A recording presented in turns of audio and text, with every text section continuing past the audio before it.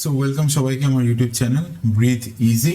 আমার নাম ডক্টর সুমন মণ্ডল, আমি একজন পালমোনোলজিস্ট। তো আজকে আমাদের টপিক অফ ডিসকাশন হবে বিভিন্ন রকমের প্রেশারস লাইক প্রেশার, প্ল্যাটু প্রেশার, বিভিন্ন রকমের স্কেলার্স অ্যান্ড লুপ যেগুলো আমরা ভেন্টিলেটর মেশিনে দেখি। So let's start. প্রেশার কত রকমের আমার এখানে হচ্ছে এর ভেন্টিলেশনের সময়। তো প্রেশারে দেখার জন্য let us first draw the graph. তো এই যদি আমার প্রেশারের ওয়েভ ফর্ম হয়, সাপোজ এটা হচ্ছে আমার যে বেস লাইন যে প্রেশারটা, that is positive end expiratory pressure, এটা আমার টাইম অ্যাক্সিস। তাহলে এখানে সাপোজ এই পয়েন্ট অফ টাইমে আমার একটা ব্রেথ জেনারেট হলো। কি করে গ্রাফটা উঠবে? আমার এই উঠবে এই। সো এই যে ম্যাক্সিমাম যে প্রেশারটা অ্যাচিভ করলো, this peak inspiratory pressure, this maximum pressure যেটা ইন্সপিরেশনের সময় অ্যাচিভ হলো, or the peak inspiratory pressure, এটাকে বলা হয় the P peak. এই P peak মানে কি? এই P peak মানে হচ্ছে this P peak is actually depends on the airway resistance, তার মানে and also the elastic recoil of the lungs. তাহলে এয়ারওয়ে, লাংসের যে এয়ারওয়েতে যে রেজিস্ট্যান্স আছে, বিকজ এয়ার ফ্লো হচ্ছে, এয়ারওয়ে দিয়ে তারপর লাংসে ঢুকছে, অ্যালভিওলাইতে ঢুকছে। তাহলে এই এয়ারওয়ের যে রেজিস্ট্যান্সটাকে ওভারকাম করার জন্য অ্যান্ড কিছুটা elastic recoil of the lungs, এই দুটোর উপরে ডিপেন্ড করছে। দ্যাট মিনস এই this is equal to the pressure needed to overcome the airway resistance and also the pressure needed to overcome the elastic recoil of the lungs. আমরা যদি mathematically এটাকে present করি, তাহলে P peak is equal to P res plus PEL, মানে airway resistance plus elastic recoil of the lungs. মূলত এইটার উপরে depend করছে, এই এয়ারওয়ে রেজিস্ট্যান্সের উপরে ডিপেন্ড করছে। তো এটা গেল পি পিক। নেক্সট, এবার সাপোজ আমরা যদি চাইছি যে শুধুমাত্র এমন একটা জিনিস, শুধুমাত্র আমরা ইলাস্টিক রিকয়েলটাকে যদি আমরা জানতে চাইছি, তাহলে আমাদের কি করতে হবে? এখানে এই পি রেস যেটা, এটাকে বাদ দিতে হবে। মানে এমন একটা জিনিস সিচুয়েশন যেখানে pressure needed to overcome the airway resistance is not applicable. এটা কখন সম্ভব? যদি আমরা এয়ার ফ্লোটাকে বন্ধ করে দিই।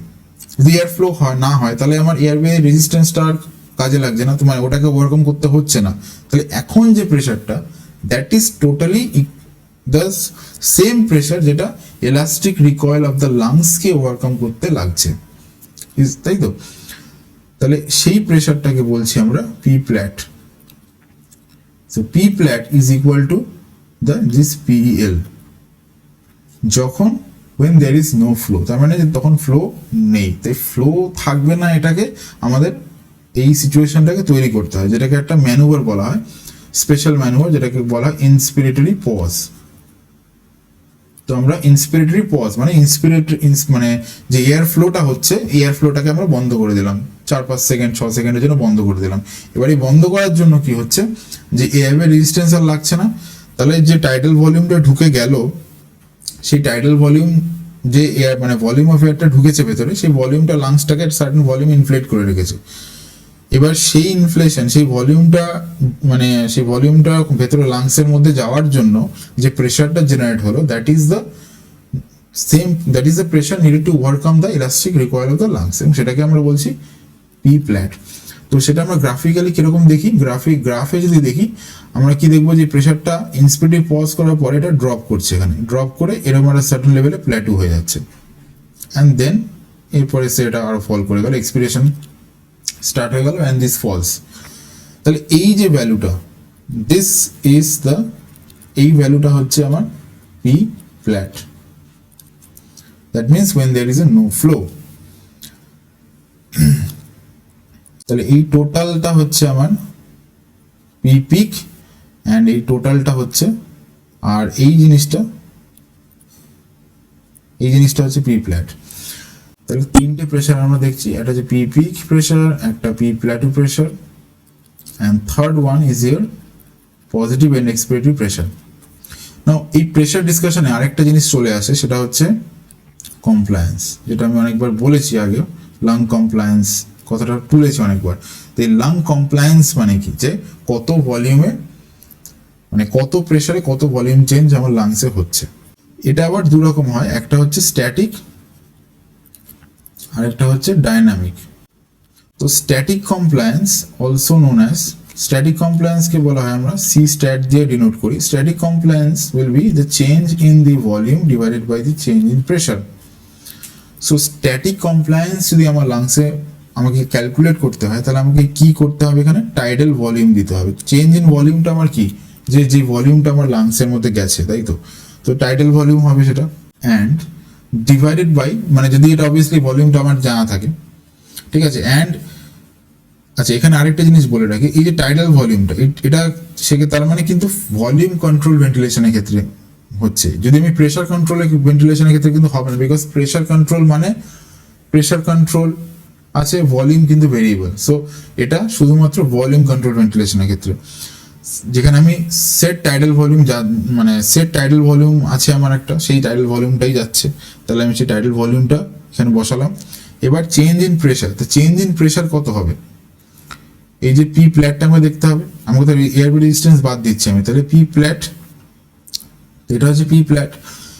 এবার এই প্রেশারটা আমাকে, এই যে প্রেশার চেঞ্জটা, এই প্রেশারটা তো অলরেডি ছিল, তাই না, এই যে ভলিউমটা, এই যে পি প্রেশারটা তো অলরেডি ছিল, তার জন্য লাংস ভলিউম তো জিরো হচ্ছে না, তো লাংসের একটা ভলিউম ছিল একদম মানে before the beginning of inspiration, এবং তার জন্য একটা প্রেশারও ছিল, তো সেটা আমি বাদ দিয়ে দিচ্ছি। অ্যাডিশনাল যে ভেন্টিলেটর যে প্রেশারটা তুললো, অ্যাডিশনাল যে ভলিউমটা যার জন্য গেল, সেই ভলিউমের জন্য we are concern about that volume, সেটা আমার টাইডাল ভলিউম যেটা আমি ডায়াল করেছি। So tidal volume divided by change in pressure, এই জন্য এটা হবে কি P plat minus P. So this is your C stat, and রাফলি এটা হয় কত 50 to 80 এই রেঞ্জে হয়, এটা হবে কত litres per centimetre of water. Normally এই রেঞ্জে আমার লাংয়ের কমপ্লায়েন্স হয়। তো যে একটা পেশেন্টের যা ভেন্টিলেশন চলছে, সে ভলিউম কন্ট্রোল ভেন্টিলেশন চলছে, তার আমরা এই গ্রাফ দেখে ইন্সপিরেটরি পজ করে আমরা ইজিলি সি স্ট্যাটটা আমরা বার করতে পারি, এবং অনেক সময় মেশিন এটা অটোমেটিক্যালি ক্যালকুলেট করে দেয়। তো এটা বার করে আমার কি লাভটা এটাই যে এই কমপ্লায়েন্স দেখলে আমরা লাংয়ের মেকানিক্সটা বুঝতে পারবো যে লাংসের কি অবস্থায় চলছে। তো যদি কমপ্লায়েন্স কমে যায়, তাহলে এমন কন্ডিশন যে তাহলে কমপ্লায়েন্স সি স্ট্যাট যদি ফল করে, মানে দ্যাট মিনস আমার স্মল ইনক্রিজ ইন ভলিউম মানে হবে very much higher increase in the pressure. C stat কমে যাওয়া মানে কি, আমার তাহলে অল্প ভলিউম চেঞ্জেই অনেকটা বেশি প্রেশার লাগবে ন্যাচারালি। তো এখান থেকে যেটা হয় যে তাহলে লেস দেন 50, তার মানে হচ্ছে কন্ডিশনস, এমন কিছু কন্ডিশনস আছে যার জন্য আমার কমপ্লায়েন্স কমে গেছে। সেটা বিভিন্ন রকমের কন্ডিশনস হতে পারে, লাইক আমরা যদি ধরি নিউমোনিয়া আছে, বা পেশেন্টের কোনো সেপসিস আছে, ARDS আছে, বা আমার অ্যাকিউট পালমোনারি ইডিমা আছে, বা আমার এই সমস্ত ক্ষেত্রে, বা লাং ফাইব্রোসিস হয়ে আছে, ফাইব্রোসিস অফ দ্য লাংস, এই সমস্ত কন্ডিশনে আমার কি কমপ্লায়েন্স অফ দ্য লাংস অনেক পড়ে যাবে, ঠিক আছে, বা প্লুরাল ইফিউশন আছে, বা নিউমোথোরাক্স আছে, all this conditions will cause a decrease in the lung compliance. Similarly যদি 80-র উপরে চলে যায়, তার মানে ওভারটলি লাং কমপ্লায়েন্স, অনেক সময় সেটা যদি এটা মোর দেন 80 হয়, তাহলে লাংস এক্সেসিভলি কমপ্লায়েন্ট, মানে সেখানে there is a risk of over inflation, বা there is a risk of over inflation থেকে যায়, মানে মোর দেন 80 হয়ে যাওয়া মানে সেখানে ইউজুয়ালি যেরকম অনেক সময় এটা এমফাইসিমাটাস লাংসে অনেক সময় দেখা যায়। So I mainly concerned about conditions যেখানে কমপ্লায়েন্স কমে যাচ্ছে যেখানে, আর অনেক সময় যেটা হতে পারে এটা আমার 25-এর কমে যাচ্ছে, তার মানে এই কন্ডিশনটাকে স্পেসিফিক্যালি বলা হয় ARDS। সো লেস দেন 25 হওয়া মানে that is a condition called ARDS, মানে যেখানে লাংস একদম স্টিফ, মানে অল্প চেঞ্জ ইন ভলিউমে আমরা অনেকটা বেশি প্রেশার দিতে হয়, বা প্রেশার খুব এক্সেসিভলি হাই হয়ে যায়, তো সেটা গেল একটা আলাদা কন্ডিশন। আর যেটা আরেকটা পড়ে থাকছে that is the dynamic compliance.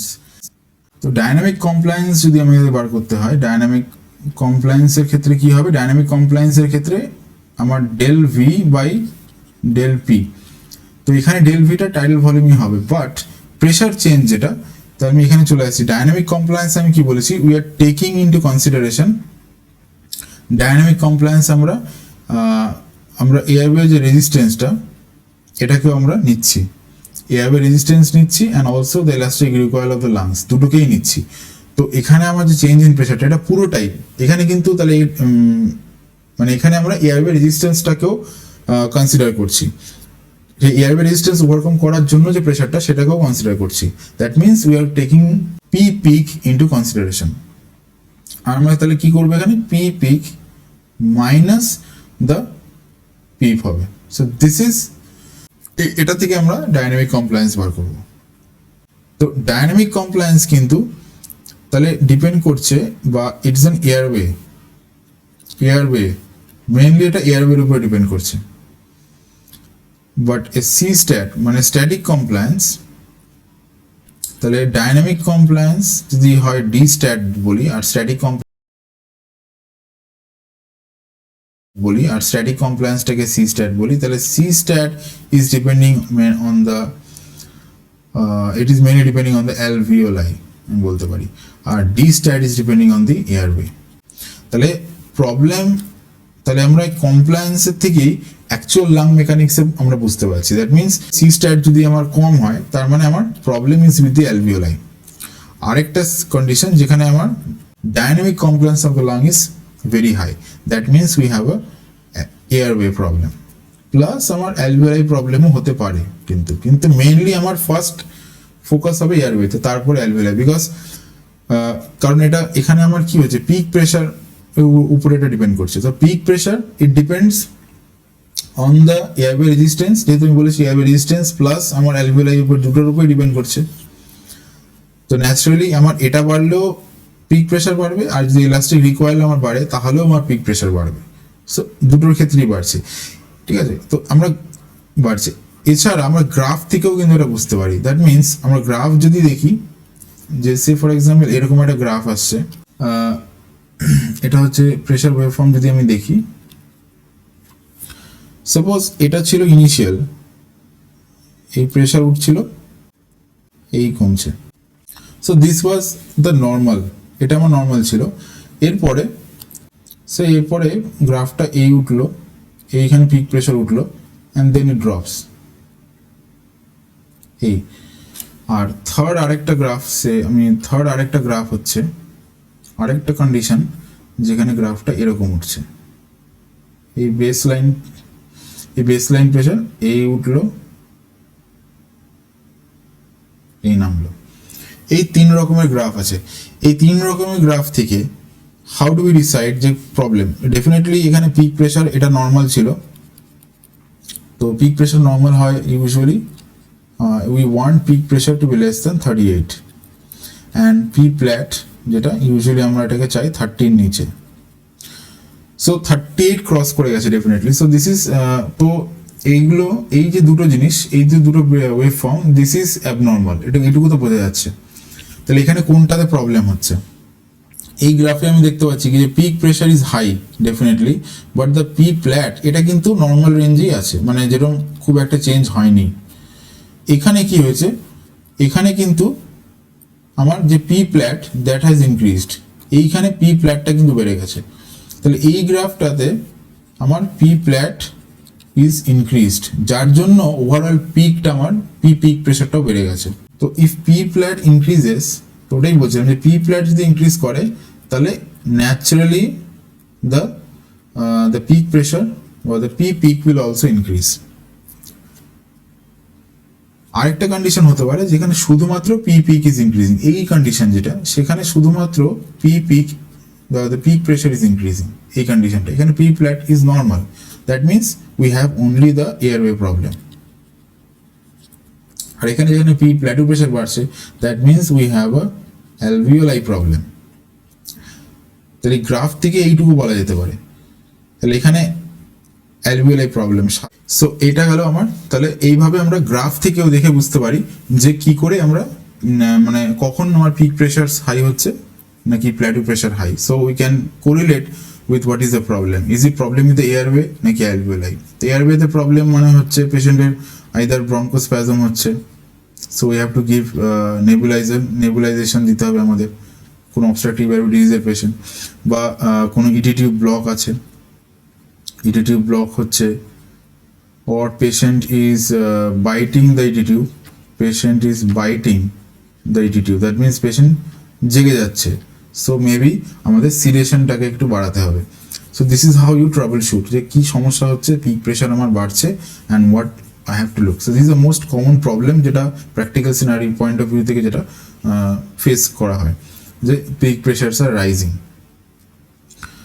এছাড়া আমাদের ডিফারেন্ট, এবার যদি মনে হয় যে প্লেটো প্রেশারও আমার হাই, যদি আমি দেখছি যে গ্রাফ থেকে বা কমপ্লায়েন্স এগুলো থেকে আমি দেখছি যে প্লেটো প্রেশারও high, that means the problem আমার শুধুমাত্র এয়ারওয়েতেই নয়, আমার প্রবলেমস আমার অ্যালভিওলাইতেও আছে। তো অ্যালভিওলাইতে প্রবলেম মানে then it has to do something with the volume. তাহলে সেক্ষেত্রে আমার টাইডাল ভলিউমটাতে আমার কিছু একটা করতে হবে, যে টাইডাল ভলিউমটা হয়তো আমার বেশি হচ্ছে, বা আমাকে কমপ্লায়েন্সটা অনেক কমে যাচ্ছে। তো কমপ্লায়েন্স কমে যাচ্ছে, তো কোন কন্ডিশনে কমপ্লায়েন্স কমছে, তো অ্যাকর্ডিংলি সেই জিনিসটাকে অ্যাড্রেস করতে হবে সেভাবে, আইদার ভলিউম কমাতে হবে আমাকে, বা একটু শিফট টু প্রেশার কন্ট্রোল বা pressure target ventilation. So these are the things that we do. তো হাউ টু অপটিমাইজ, মানে কী করে অপটিমাইজ করছি, ওই সময় আমি এটাকে আরও ডিটেলস আলোচনা করবো। তাহলে আমরা প্রেশারটা আলোচনা করে নিয়েছি।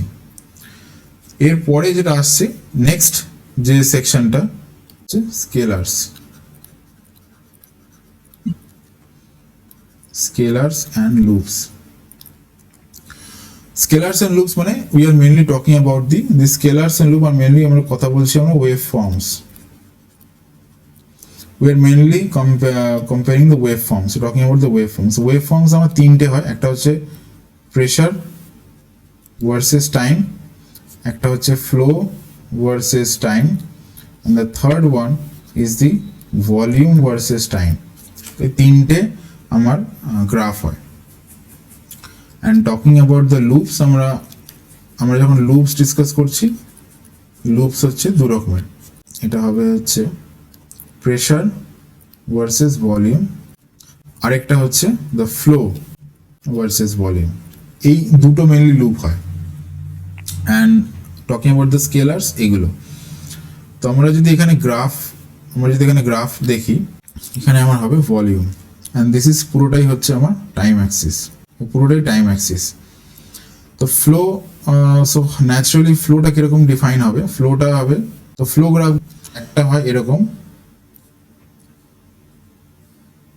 স্কোয়ার ওয়েভের মতো, আরেকটা ধরনের হয় ডিসিলারেটিং প্যাটার্ন, যেটা নিয়ে আলোচনা করলাম ফ্লো সাইক্লিং এর সময়। তো এই দু রকমের হয়, একটা হচ্ছে স্কোয়ার ওয়েভ যেখানে আমরা একটা ফিক্সড ফ্লো, তো যেখানে আমরা কি দেখছি একটা ফিক্সড ফ্লো থাকছে সবসময়, এটা একটা ফিক্সড ফ্লো মেনটেন করছে, একটা ফিক্সড ফ্লো রেট মেনটেন করছে থ্রু আউট। এটা আমার ইন্সপিরেশন, এটাও আমার ইন্সপিরেশন, এবং এটা টোটালটাই আমার একটা ফিক্সড ফ্লো রেট মেনটেন করলো। এবার এটা সাইকেল অফ হলো এক্সপিরেশনে, অ্যান্ড দিস গ্র্যাজুয়ালি ফলোস এইভাবে। আরেকটা হলো কি ডিসিলারেটিং প্যাটার্ন, যেখানে gradually there is a flow decay, যেটা বলছিলাম, এটা ইন্সপিরেশন, এটা এক্সপিরেশন, তাহলে এখানে কি ফ্লোটা গ্র্যাজুয়ালি ডিক্রিজ করছে উইথ টাইম। তো আমরা এখানে ডিফারেন্সটা, এটা ডিসিলারেটিং প্যাটার্ন, যেটা একটুখানি আগে আলোচনা করেছিলাম, যে এটা সাইক্লিংয়ের উপরে ডিপেন্ড করে। সো ইফ এ পেশেন্ট, যদি একটা মোডে, যে ভেন্টিলেটর মোডে যদি আমার ফ্লো সাইক্লিং করা থাকে, তাহলে সেই ব্রেথগুলো ফ্লো প্যাটার্নটা এরকম দেখাবে। আর যেগুলোতে আমার টাইম সাইক্লিং করা থাকছে, সেখানে আমার স্কোয়ার ওয়েভ প্যাটার্ন আসবে। সো কেন হচ্ছে এটা, কারণ ইন্সপিরেটরি ফ্লো রেট সেখানে ফিক্সড, মানে আমার যদি টাইডাল ভলিউম ফিক্স থাকে, তার মানে টাইডাল ভলিউম যদি আমার ফিক্স থাকে, যেখানে আমি ভলিউম টার্গেট ভেন্টিলেশন করছি, so tidal volume is fixed, so ventilator basically inspiratory flow rate বার করছে tidal volume divided by the TI time, যেটা আমি সেট করছি, করে সেখান থেকে একটা inspiratory fixed flow rate throughout inspiration maintain করছে। সো এর জন্য আমার স্কোয়ার ওয়েভ প্যাটার্ন আসছে। And also the cycling mode আমার সেখানে কি করা আছে, টাইম সাইক্লিং করা আছে। Only because time cycling the flow can remain constant, কারণ ventilator will not look at the flow, ventilator ফ্লোটাকে চুপচাপ সেট করে ছেড়ে দেবে, ও শুধু টাইমটাকে দেখবে, যে কখন আমার টাইমটা, যে টিআইটা হলো সেটা ল্যাপস করে যাচ্ছে। যখন যে TI time is over, now ventilator will see that okay the time for expiration has started, তখন ভেন্টিলেটর এইভাবে বুঝতে পারছে। আরেকটা জিনিস যেটা, তো ডিসিলারেটিং প্যাটার্নে আমার, আর ডিসিলারেটিং প্যাটার্নে আমি কি করছি, তাহলে এখানে আমার প্রেশার টার্গেট ভেন্টিলেশন হচ্ছে। তো এই প্রেশার টার্গেট যেটা আমি তখন বলেছিলাম যে তার জন্য একটা ভেরিয়েবল ইন্সপিরেটরি ফ্লো রেট হবে। সো একটা পিক ফ্লো রেট অ্যাচিভ করছে and that is gradually decreasing over time, keeping a pressure constant, কারণ প্রেশারটাকে কনস্ট্যান্ট রাখতে হবে। এবার এই ফ্লো রেটের সাথে কীভাবে প্রেশারটা কনস্ট্যান্ট হচ্ছে সেটা লুপসে আলোচনা করার সময় আরেকটু ভালো করে বলবো। তো যাই হোক, এটা আমার ফ্লো রেট, এই দুরকম ফ্লো রেট প্যাটার্ন পাওয়া যায়। সো ইন শর্ট, মানে আমি যদি জাস্ট ভেন্টিলেটর মেশিনের দিকে তাকাই, সেখানে যখনই আমি তার মানে গ্রাফে দেখতে পাচ্ছি যে এরকম স্কোয়ার ওয়েভ প্যাটার্ন আসছে, I can invariably tell that this is a volume control mode or a volume cycled বা volume assured breath. These are all volume assured breath, full supported volume assured breath. আর যদি আমার এরকম decelerating pattern হয়, তার মানে সেই ব্রেথগুলো হচ্ছে pressure supported breadth বা প্রেশার টার্গেট ভেন্টিলেশন চলছে প্রবাবলি। সো এটা কিন্তু আমি এই গ্রাফ থেকে বলা যেতে পারে। সিমিলারলি প্রেশার গ্রাফটাকে যদি আমি দেখি, তো এটা আমার পিপ যদি এই লেভেলটা হয়, এটা যদি পিপ হয় সো প্রেশার উইল ফর্ম, এটা ইন্সপিরেশন এখান থেকে স্টার্ট হচ্ছে, তাহলে আমার এখান থেকে ইন্সপিরেশন স্টার্ট হবে, তাহলে এই আমার এই প্রেশার উঠবে and then this will cycle off, again the pressure will rise, তো again the pressure will rise and then again this will fall. So this is what a pressure wave form will look like. And a volume wave form similarly এরকমই দেখাবে, and V এর মতো একটা inverted V এর মতো এই উঠবে আবার এই নামবে। তো এই তিনটে গ্রাফ আমার এরকম দেখাচ্ছে। এবার এখানে আরেকটা জিনিস যেটা আমি অনেক সময় দেখাতে পারে, সেটা হচ্ছে যে এই যে ইন্সপিরেশন, এই যে প্রেশারটা উঠছে, এই প্রেশারটা বেস লাইন থেকেই উঠছে। যদি এটা এরকম বেস লাইন থেকে ডিপ করে, নিচে ডিপ করছে, তারপরে উঠছে এরকম করে, এরকম নামছে, ইফ দিস ইজ এই ডিপটা হওয়া মানে কি, that means patient is trying to take a breath. কারণ এই যে পিপ থেকে যখন প্রেশারটা নিচে নামছে, যেটা আমি বলেছি পেশেন্ট নেগেটিভ সাকশন দিচ্ছে and the baseline PEEP pressure drop করছে, so this denotes patient is trying to initiate a breath. তো এরকম ওয়েভ ফর্ম যদি হয়, তার মানে that will indicate that probably this breath is a patient triggered breath. So this is how you can look. এইভাবে আমরা গ্রাফটা দেখতে পারি অ্যান্ড দেখে এইভাবে ইন্টারপ্রেট করতে পারি যে কি হচ্ছে। And obviously this flow rate, expiratory flow rate, it has to return, ideally it should return to the baseline. যদি রিটার্ন না করে, যদি আমার এখান থেকে নেক্সট ব্রেথে চলে যাচ্ছে, তার মানে there is a problem. That means there is breath striking, সেখান থেকে আমার অটো পিপ ডেভেলপ করবে, স্পেশালি অবস্ট্রাকটিভ এয়ারওয়ে ডিজিজের ক্ষেত্রে it is very much applicable. তো তখন আমাদের কি করতে হয়, তখন অ্যাডিকুয়েট ব্রঙ্কোডাইলেশন করতে হয়। মানে মেন কথাটা হচ্ছে তখন CO2টা বেরোচ্ছে না, মানে expired volume is less, so I have two ওটাকে ম্যানেজ করতে হবে। তো আচ্ছা, এবার চলে আসছি লুপ। তো লুপের ক্ষেত্রে কি হবে, যদি আমি গ্রাফটা দেখি, এটা suppose this is pressure and this is volume, এটার কথা বলছি আমি, প্রেশার ভার্সেস ভলিউম। তো সাপোজ আমার এই পয়েন্ট থেকে আমার স্টার্ট হচ্ছে and this is the minimum pressure, যেটা পিপ, এটা হচ্ছে পিপ। এবার এই পয়েন্ট থেকে লাংস ইনফ্লেশন স্টার্ট করলো, তাহলে এটা ইনিশিয়ালি বাড়বে এরকম করে। The graph will look like somewhat like this. গ্রাফটা কিছুটা এরকম দেখাবে, এই উঠলো and then again এই। তো এই গ্রাফটাতে কি দেখে মনে হচ্ছে, এই গ্রাফের ডায়নামিক্সটা যদি আমি ভালো করে দেখি, এই পয়েন্ট থেকে ইন্সপিরেশন স্টার্ট হলো, এই পয়েন্ট থেকে ইন্সপিরেশন স্টার্ট হলো। নাও ইফ ইউ সি, এখানে এই পয়েন্ট থেকে এতটা এই যে চেঞ্জটা হচ্ছে, এখানে কিন্তু প্রেশার চেঞ্জ করছে অনেকটা, কিন্তু ভলিউম কিন্তু খুব একটা সিগনিফিক্যান্ট চেঞ্জ নয়, মাত্র এইটুকু। ভলিউম কিন্তু খুব একটা বাড়ছে না, ভলিউম মাত্র এইটুকু বাড়লো।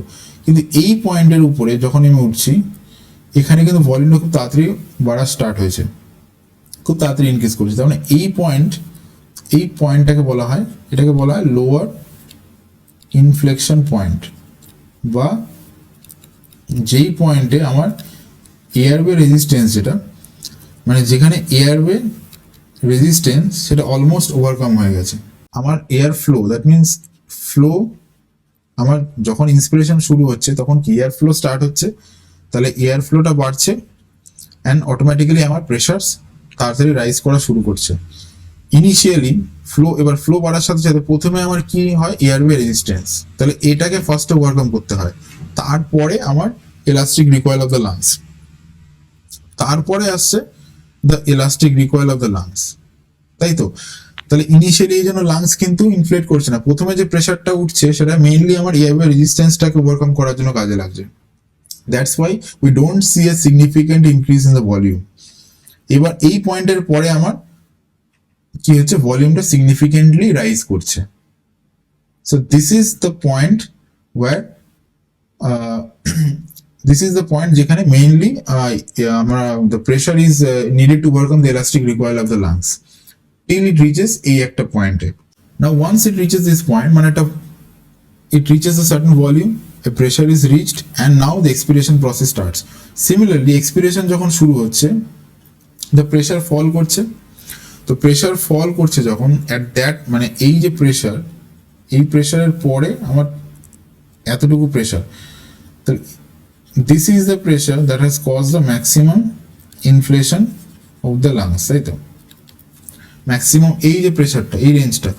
সো ওয়ান্স, তো যতক্ষণ আমরা এই রেঞ্জটার মধ্যে আছি, তাহলে এই সেম রেঞ্জের মধ্যে যতক্ষণ আছি ততক্ষণ আমরা এই রেঞ্জের মধ্যে আছি, দ্যাট মিনস দিস প্রেশার, এই যে প্রেশারটা, এই প্রেশারটা রেজিস্ট্যান্স, এয়ারওয়ে রেজিস্ট্যান্স ওভারকাম করে এলাস্টিক রিকয়েলকেও ব্যালেন্স করে দিচ্ছে, তাই তো? যতক্ষণ আমরা এর মধ্যে আছি, তাই জন্য এই রেঞ্জে যখন প্রেশারটা, এই যে প্রেশারটা তো ফল করছে এখান থেকে, এই প্রেশারটা ফল করছে, কিন্তু আমরা যতক্ষণ এই রেঞ্জটার মধ্যে আছি আমরা রেজিস্ট্যান্স, এলাস্টিক রিকয়েল দুটোই ওভারকাম হয়ে থাকছে অনেকটাই, তাই জন্য ভলিউম খুব একটা কমছে না।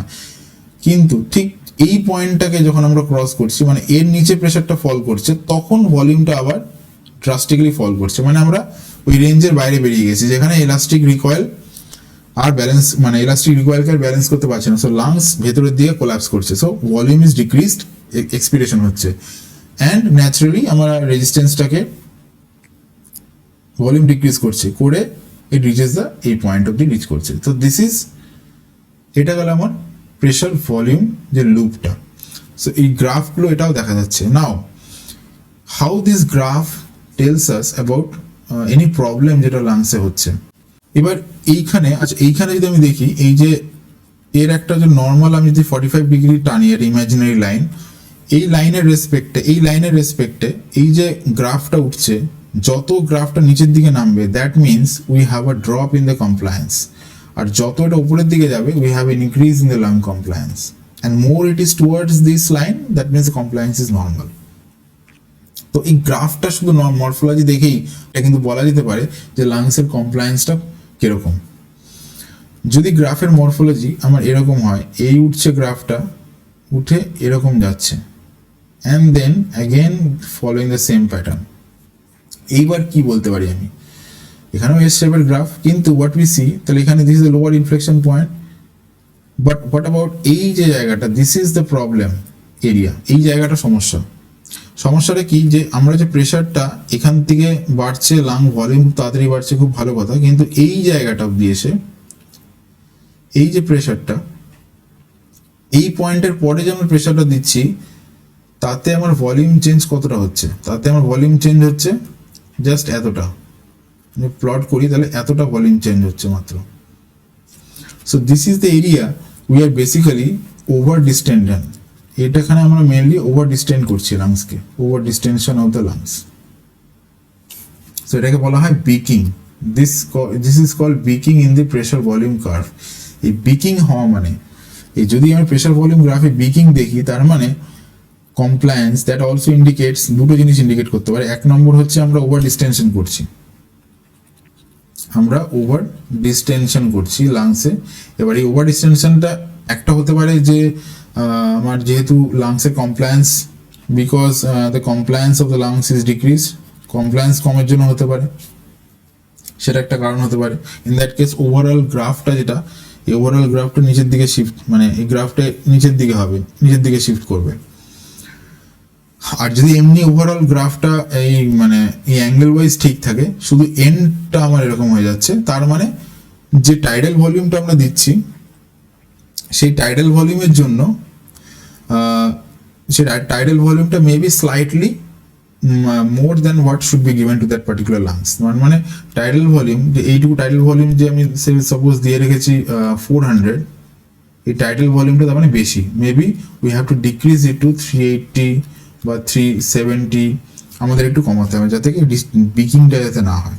এই ইনফরমেশনটা আমরা এই গ্রাফটা দেখে আমরা এই জিনিসটা আমরা ডিসাইড করতে পারি যে আমরা প্রবাবলি আমরা over distance in the lungs, আমরা টাইডাল ভলিউমটা হয়তো বেশি দিচ্ছি, অত বেশি মানে ন্যাচারালি কি এই যে টাইডাল ভলিউমটা আমার আসছে তার জন্য প্রেশারটা আমার অনেক বেশি চলে যাচ্ছে, and that may be harmful for the lungs, এটা প্যারাট্রমা হবে এখান থেকে, ঠিক আছে।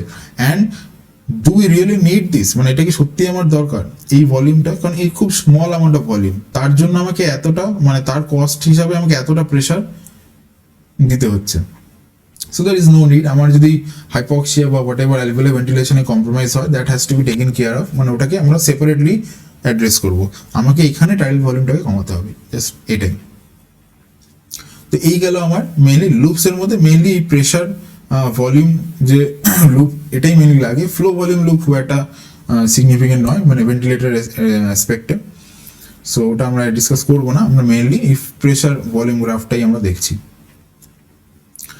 সো এই গেল হচ্ছে আমার স্কেলার্স অ্যান্ড লুপস। আচ্ছা, এখানে আরেকটা জিনিস যেটা বলা হলো না, সেটা হচ্ছে যে এটা কিন্তু এগেইন ভলিউম কন্ট্রোল ভেন্টিলেশনের ক্ষেত্রে, কারণ প্রেশার কন্ট্রোল ভেন্টিলেশনে গ্রাফ তো দেখাবে, কিন্তু সেখানে আমরা কমপ্লায়েন্স হিসাবে খুব একটা কমপ্লায়েন্স কিন্তু আমরা সেখানে ক্যালকুলেট করতে পারবো না। আমরা এগেইন গ্রাফটা দেখে বলতে পারি যেটা প্রেশার টার্গেট কি হচ্ছে কিনা, কারণ প্রেশার টার্গেটের ক্ষেত্রে কি হবে, যদি এটা প্রেশার হয় এটা ভলিউম হয়, তো প্রেশার টার্গেটের ক্ষেত্রে কি হবে, এটা যদি পিপ হয়, এটা যদি পিপ হয়, তাহলে প্রেশারটা আমার কনস্ট্যান্ট থাকছে। So this will